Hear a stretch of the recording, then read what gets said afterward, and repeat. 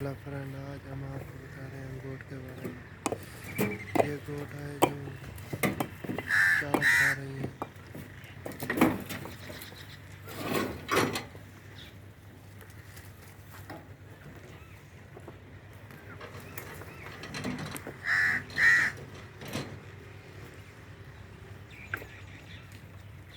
ये हमारी बकरियां हैं।